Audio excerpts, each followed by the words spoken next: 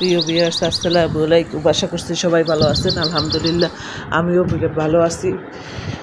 নিয়ে আসলাম আর একটি নতুন ব্লগ। আমি সালমা,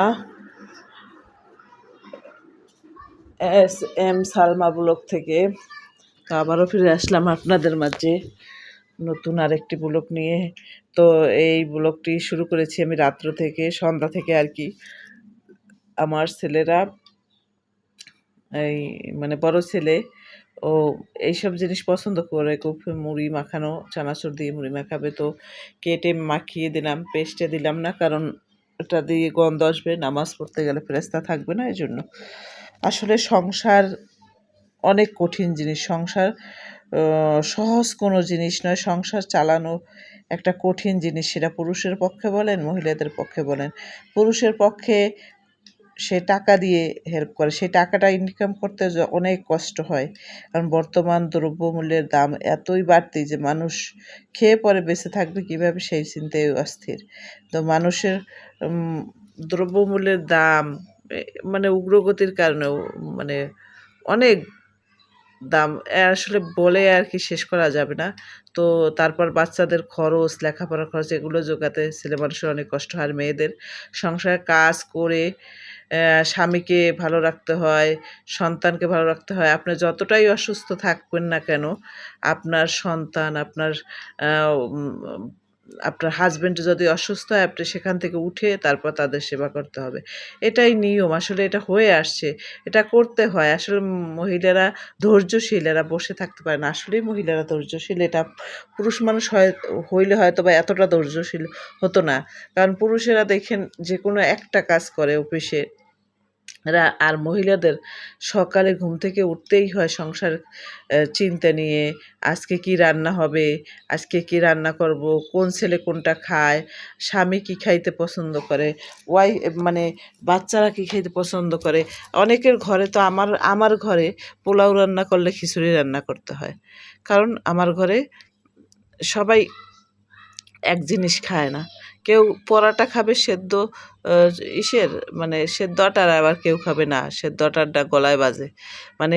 আমার ঘরে যত ঝামেলা, তারপরও বাচ্চাদের মনের মর্জি মতো সব কিছু করে দিতে হয়। তো এই তো বড় ছেলেটার জন্য চানাচুর আর মুড়ি মাখা বানাবো। তো ওর বাবাও অসুস্থ, সে এইগুলো অনেক পছন্দ করে, কিন্তু আজকে খেতে পারলো না, একটু খেতে পারলো না। মনটা খুবই খারাপ লাগছে আমার, অনেক দুর্বল হয়ে গেছে। আপনাদের ভাইয়া স্ট্রোকের পর থেকে অনেক দুর্বল হয়ে গেছে সে। আমার বাচ্চাদের এই যে মনে করেন প্রত্যেকটা, এটা আমি না, অন্য কোনো মহিলা হলেও যাদের বাচ্চা ছোট ছোট থাকতো, বড় হইলেও স্বামী তো স্বামীই হয়। স্বামীর মতো আপন দুনিয়াতে কেউ হয় বলেন? কেউ হয় না। তো আমার তো বাচ্চারা আরও ছোট, আর আমি মনে করেন মামুনরে ছাড়া এক সেকেন্ড বাঁচি না। দুপুরে ঘরে না আসলে আমি খেতে পারি না, ওর সাথে আমার খাওয়ারও অভ্যাস। কারণ হয়তো বা অনেকের হাজব্যান্ডরা চাকরি করে, তারা আসতে পারে না, কিন্তু আমার হাজব্যান্ড চাইলেই বাসায় আসতে পারে। সে বাসায় এসে মনে করেন খাবার খেয়ে যায়। হুন্ডা আছে, হুন্ডা টান দিয়ে আসে, কারণ ও হইলে যে ইঞ্জিনিয়ার প্লাস কন্ট্রাক্টর। তো কন্ট্রাক্টরি করে, ইঞ্জিনিয়ারিং করে, নিজের কাজ 15 থেকে 17টা ছেলেপান কাজ করে। তো উম আ সে হইলে ইলেকট্রিক ইঞ্জিনিয়ার প্লাস কন্ট্রাক্টরিও করে। তো তার তো 17টা ছেলে, 18টা ছেলে কাজ করে, 15টা ছেলে কাজ করে, মাঝে মাঝে এরা ঘুরে ফিরেই কাজ করে। তো দেখা যায় বড় বড় এক একটা তার প্রজেক্ট আছে, সেগুলোতে কাজ করে। তো ওর কোনো কাজ করতে হয় না, ও দিব্যি হেসে খেলে 11টার সময় চলে যায়, আবার 1টা 2টার দিকে এসে খাবার দাবার খেয়ে আবার যায়। প্রিয় ভিউয়ার্স, এই তো দেখুন যে আমার ছোট ছেলেটা, মাশাআল্লাহ, আল্লাহর কাছে লাখো কোটি শুকরিয়া। আল্লাহর দরবারে যে সে ছোটোবেলা থেকে সে 4 ওয়াক্ত নামাজ মসজিদে পড়ে। সে পাঞ্জাবি ভক্ত, সে পাঞ্জাবি মসজিদে সে শুধু গেঞ্জি প্যান্ট পরে কখনোই যাবে না। সে পাঞ্জাবি আগে যাইতো, কিন্তু এই 1-1.5 বছর যাবৎ যায়ই না। রোজার আগ থেকে সে যায়ই না, কারণ সে পাঞ্জাবি ছাড়া যাবে না। আপনারা দেখেন অলরেডি, মাত্র আপনাদের জুম করে আমি ঈদে দেখাচ্ছি, 10টা বাজে। দেখেন 10টা বাজে মাত্র, আমার সকাল 10টা। আমার ছেলে গোসল তার করা শেষ। সে তার গোসল করা শেষ, সে এই যে পাঞ্জাবি পায়জামা পরবে, সে এখন মসজিদে চলে যাবে। আর দোয়া করবেন সবাই যেন আমার বাচ্চাটা এমনই থাকে সব সময়। বাচ্চাটা বাচ্চাটা সবসময় এমনই থাকে। তো এই দেখেন সে গোসল করে সে পায়জামা পরতেছে। সে প্রত্যেক রোজ সে, আমি ঘর গুছোই তো পাই না, সে প্রত্যেক রোজ সকালে ঘুম থেকে উঠে যাবে, সে উঠে সকাল সকাল খাওয়া দাওয়া করে এই যে মনে করেন সে চলে যাবে। এই দেখেন আপনারা ঝুম করে আমি দেখাচ্ছি, আবারও ঘড়িতে ঝুম করে দেখালে আপনারা বুঝবেন যে কয়টা বাজে। এই যে 10টা বাজে, দেখছেন ঘড়িটা কিন্তু চলতেছে, 10টা বাজে। তো সে সে ওদিকে টাকাই পরও আমি একটু দেখাই যে সে দুব্বা কোরবানির ছাপ পেতে চায়, সে এই জন্য সে এদিকে আসো আমি গিফটটা খুলে দিই।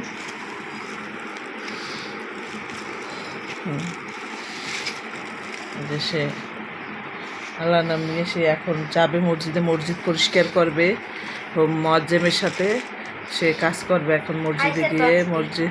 মসজিদে মুয়াজ্জেম আসছে, তাহলে তোমার আরবি করতে যাইতে হইবে না? হ্যাঁ, জিজ্ঞেস করবে আজকে থেকে যে আরবি কখন থেকে পড়াইবে। দোয়া করবেন। তারা নানামনি পাঞ্জাবি পরাই দিতে হয় না, সে শিখে গেছে, কারণ সে প্রত্যেক বেলায় পাঞ্জাবি পরে, আল্লাহ নাম নিয়ে সে পাঞ্জাবি পরে। সে পরে ফেলছে।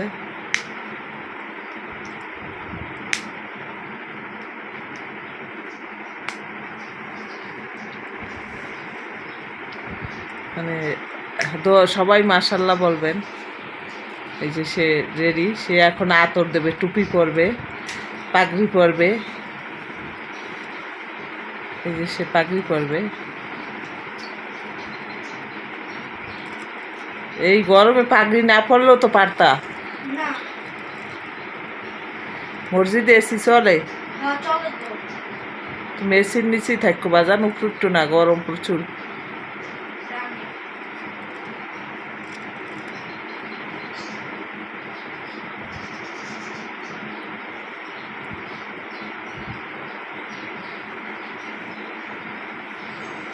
আপনারা দোয়া করবেন যে আমার ছেলেটা যেন সবসময় এমন থাকে। মানে দোয়া করবেন, আমার ছেলেটা পেটে থাকতে অনেক অসুস্থ গেছে, সে দুনিয়ায় এসেও অনেক বড় মানে তার 22.8 জন্ডিস ছিল, তার 14 দিনের জিন, সে এনআইসিউতে ভর্তি ছিল। আমার অবস্থাও খারাপ ছিল, তার অবস্থাও খারাপ ছিল। তো আমার দুইটা সন্তান অনেক কষ্টের ফল। সবারই সন্তান হইতে কষ্ট হয়, কিন্তু আমার একটু আলাদা কষ্ট হয়েছে। তো সে পেটে থাকতে আমার ব্লাডিং হয়েছে, আমার দীর্ঘ 10টা মাস শুয়ে থাকতে হয়েছে বিছনায়, আমি নড়াচড়া করতে পারিনি, তারই মিসক্যারেজ হওয়ার সম্ভাবনা ছিল। পেটে থাকতো আমার টাইফয়েড হয়েছে। মানে আমার বাচ্চা দুইটা আল্লাহ দিছে, অনেক কষ্টের সন্তান, অনেক লক্ষ লক্ষ টাকা এদের পিছনে খরচ গেছে, হওয়ার সময়, হওয়ার আগে, হওয়ার পরে, কয়েকদিন পরে। মানে আল্লাহ এদের নেক হায়াত দান করুক। আপনারা দোয়া করবেন আমার দুইটা সন্তানের জন্য। তো ছোটো ছেলে যাওয়ার পর আমি মাংসটাকে ভিজিয়ে রেখেছিলাম, খাসির মাংস। তো এটা আমার ননসের বেআইনি আমাকে দিয়েছে, আত্মীয় হয়েছে। আত্মীয়র আগে ভালো সবচেয়ে বড় সম্পর্ক ছিল সে আমার, আমি আর সে একটানা সামনাসামনি এক ফ্ল্যাট, আর সামনের ফ্ল্যাটে সে, আমরা 9 বছর একসাথে দুইজন কাটাইছি। তার সাথে আমার গুড রিলেশন, আত্মীয়র থেকে বড় রিলেশন, যেটা অন্য কারোর সাথে হবে না। আর এই সম্পর্কটা, এই আত্মীয়টা, আমি আমার ননসের মেয়ে, আমি নিজেই বিয়ে দিয়েছি তার ছেলের সাথে। তো সে মাংস দিয়েছিল খাসি, সে খাসি কোরবান করছে, সে মাংস দিয়েছিল, সেটা বসাইলাম কি হলুদ দিলাম, ওগুলো দিয়ে দিছি। এখন যাই দেখি কি আমি আর আদা রসুন বাটাটা ডিপ থেকে বাইর করে এই করি নি। তো এটা আমার ছেলের রুমে বের করে, মানে বাতাসে ফ্যানের নিচে দিয়ে দিলাম। তো এদিকে আমি টেবিলটা মুছে নেই, মানে টেবিলটার একটু মুছে তারপরেই করি, শেয়ার করি আপনাদের মাঝে। তো এই তো ভালো করে মুছে নিচ্ছি, কারণ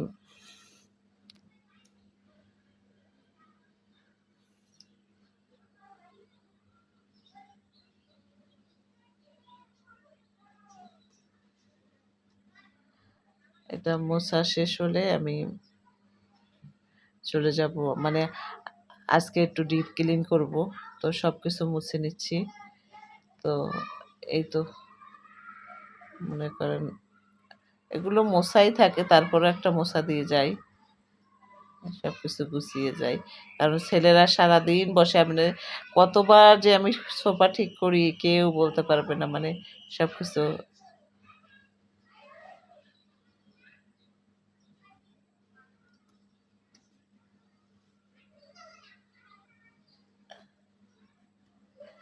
তো এই তো মানে সবকিছু ক্লিন করে নিচ্ছি।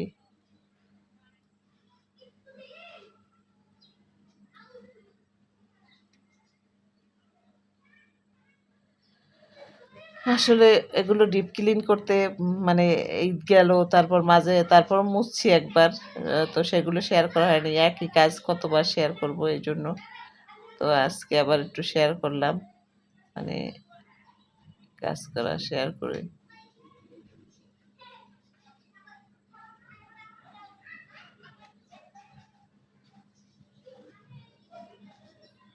তো এদিকে আবার আদা রসুন বাটা দিয়ে দিলাম।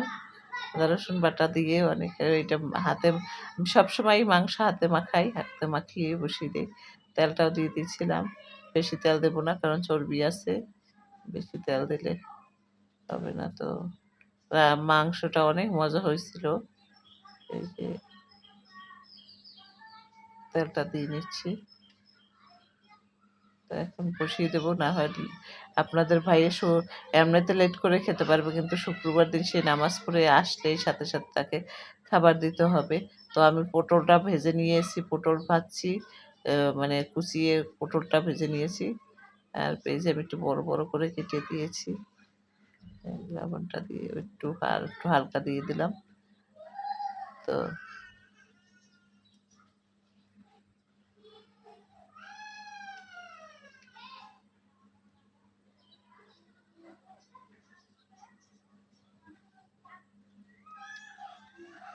এই তো মাংসটা প্রায় তো কষানো হয়ে যাচ্ছে। এক কষানি আমি আগে দিয়েছি অফ ক্যামেরায়। আর এক কষান দিয়ে আমি প্রেসার কুকার ২টা ৩টা সিটি দিয়ে